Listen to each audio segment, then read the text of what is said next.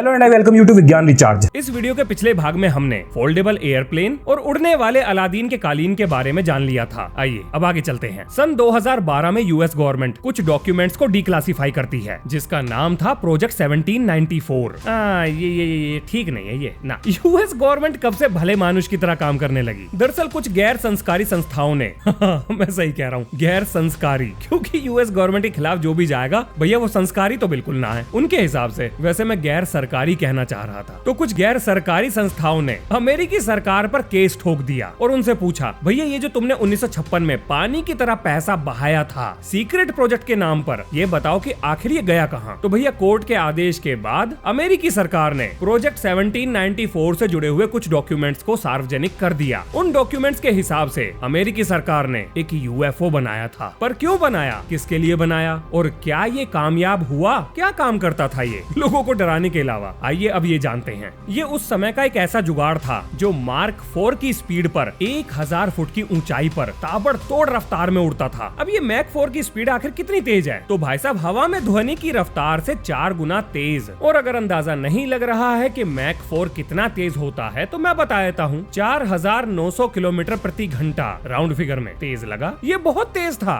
पर कागज पर। हाँ जी, इसको बनाने वाले ने यही क्लेम किया था और जितनी भी डिटेल मैंने आपको बताई है ये सब कागज पर बिल्कुल एग्जैक्ट यही लिखी हुई थी। कागज पत्थर पढ़ने का शौक है, चिंता ना करो, व्हाट्सएप चैनल पर अवेलेबल करा दिया है। इसमें लगी हुई एक एक कील से लेकर नट बोल्ट हर एक चीज की जानकारी, डिजाइन, ब्लूप्रिंट, हर एक चीज उस रिसर्च पेपर में लिखी है। अगर आप भी मैकेनिकल डिजाइन समझ सकते हो तो वो आपके काम आ सकता है। वीडियो देखने के बाद देख लेना। अब जरा चलते हैं उस सवाल पर कि मिलिट्री काहे करना चाह रही थी एलियंस की फरारी पर सवारी। कोई तो कारण होगा, बिल्कुल है। कोल्ड वॉर का समय था, अमेरिका को डर सता रहा था कि भैया अगर सोवियत यूनियन ने अमेरिका पर हमला कर दिया तो उनके देश में जितनी भी हवाई पट्टी हैं वो उन सबको निपटा देगा। तो उनके जितने भी जहाज हैं, फाइटर प्लेन वगैरह, ये कैसे उड़ेंगे, क्योंकि बिना रनवे के तो ये उड़ ही नहीं सकते। अब ये थी भारी समस्या। तो अमेरिकन मिलिट्री को जरूरत महसूस हुई एक ऐसे फाइटर प्लेन की जो वर्टिकल टेक ऑफ कर सके, यानी खड़े खड़े उड़ सके। अब भैया मिलिट्री ने चारों तरफ खबर फैला दी और ये खबर सुनकर सामने आया एक इंजीनियर समझदार जिसके दिमाग में था आइडिया खूंखार। उसने कहा, काहे हो रहे हो परेशान, ऐसी छोटी मोटी समस्या तो मैं रोज सुलझाता हूँ। अब भाई साहब इनका नाम था जैक फ्रॉस्ट। इन्होंने ये कहा कि देखो अपन लोग कन्वेंशनल फाइटर प्लेन नहीं बनाएंगे, मतलब वैसे फाइटर प्लेन नहीं बनाएंगे जिनकी चोंच निकली रहती है। क्यों ना हम एक ऐसा प्लेन बनाएं जो डिस्क की शेप का हो, बोले तो तश्तरी की शेप का। भाई साहब आइडिया सुनकर मिलिट्री एकदम खुश हो गई। मिलिट्री बोली, हे इंजीनियर महान, बनाओ नया कीर्तिमान, पैसे की चिंता हो अगर तो जरा देखो उधर, छाप रखे हमने बहुत सारे डॉलर, समय ना गवाओ, जल्दी हथियार बना के लाओ। अब भैया 1956 से लेके आ गया समय 1959 का। मिस्टर फ्रॉस्ट ने दुनिया के सामने रखी, नहीं दुनिया के सामने नहीं, मिलिट्री के सामने रखी एवरो कार VZ9 जो उड़ी और चल पड़ी। मतलब देखने में तो ऐसा ही लग रहा था। मिस्टर फ्रॉस्ट के हिसाब से तो ये कामयाबी ही थी। अब भाई साहब दुनिया भर का पैसा डकारने के बाद ये कार जमीन से 3 फुट की ऊंचाई पर 35 मील प्रति घंटे की रफ्तार से चल रही थी। ये सारा ड्रामा देख के मिलिट्री तो आग बबूला हो गई। उन्होंने फ्रॉस्ट को पकड़ लिया, बेटा किधर जा रहे हो, इधर आओ जरा, ये क्या बनाया है, कहाँ है मैक 4 की रफ्तार, क्यों ना उड़ रहा तुम्हारा झुनझुना आसमान के पार, कहाँ फूंका है पैसा।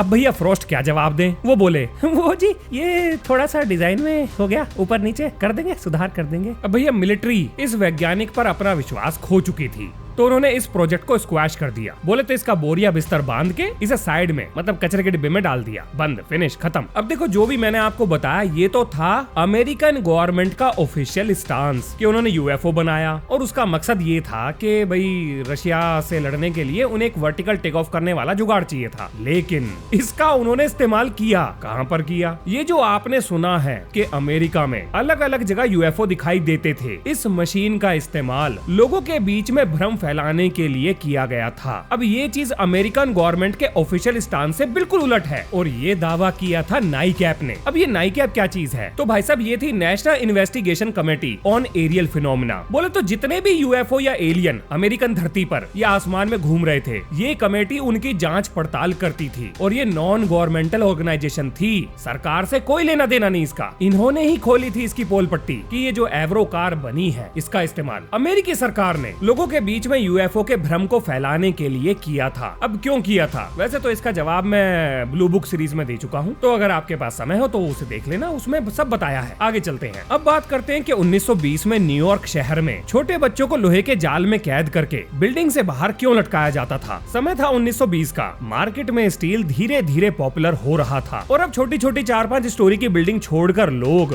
बड़े बड़े स्काई स्क्रैपर में रहने के लिए पहुंच रहे थे। लेकिन इनके साथ थी एक समस्या, सीढ़ियां कौन चढ़ेगा। इसके बाद इलेक्ट्रिकल लिफ्ट आ गई और फिर सबसे ऊंचे फ्लोर जिसको कोई भी खरीदना नहीं चाहता था, उसकी कीमत सबसे ज्यादा हो गई क्योंकि बढ़िया व्यू दिखता था। लेकिन यहाँ पर खड़ी हो गई एक समस्या। लोगों को ये बात बहुत जल्दी समझ में आ गई कि उन्होंने एक बहुत ही इंपॉर्टेंट चीज खो दी है और वो है छोटे बच्चों के लिए ताजी हवा और धूप। क्योंकि बंद घर के अंदर धूप कहाँ से लाएं? कौन लिफ्ट में नीचे उतर कर जाएगा और बच्चे को सड़क पे घुमाएगा जहाँ पर पहले से ही धुआं है? तो साफ हवा कहाँ से मिलेगी? अब देखो, उस दौरान टीबी का कोई परमानेंट इलाज तो था नहीं। मतलब टीबी की वजह से बहुत सारे बच्चों की मौतें हो जाती थी और डॉक्टर्स की गुड बुक में सनलाइट यानी सूरज की रोशनी बच्चों में टीबी से लड़ने की क्षमता को डेवलप करती थी। तो डॉक्टर्स ये कहते थे कि भैया अपने बच्चे को धूप दिखाओ ताकि निमोनिया, टीबी, इन चीजों से वो बच सके। लेकिन धूप दिखाओगे कैसे? और यहाँ पर एंट्री होती है एमा रीड नाम के एक इन्वेंटर की, जो एक लोहे के केज का पेटेंट फाइल करती हैं। और ये ऐसा जाल था जिसके अंदर बच्चों को डालकर खिड़की से बाहर लटकाया जाता था और ये बहुत ही ज्यादा पॉपुलर था। 1920-22 के आसपास हर दूसरी बिल्डिंग में आपको 10-15 बच्चे खिड़कियों से बाहर लटकते हुए बड़े आसानी से दिख जाते थे। अब एमा रीड के द्वारा जो पेटेंट फाइल किया गया था उसके हिसाब से 50-60 माले पर लटका हुआ ये लोहे का जाल लगभग 100-150 किलो के आसपास आराम से झेल सकता था। लेकिन इसको लटका के टेस्ट कौन करेगा? हाँ, यही था बड़ा सवाल। और एक फेमस किस्सा सुनो। आपने अमेरिकी राष्ट्रपति रूजावेल्ट का नाम तो सुना ही होगा। इनकी वाइफ एलेनोर रूजावेल्ट ये भी इस बेबी केज का इस्तेमाल करती थी। हाँ जी, इनके बच्चे यानी अमेरिकी प्रेसिडेंट के बच्चे भी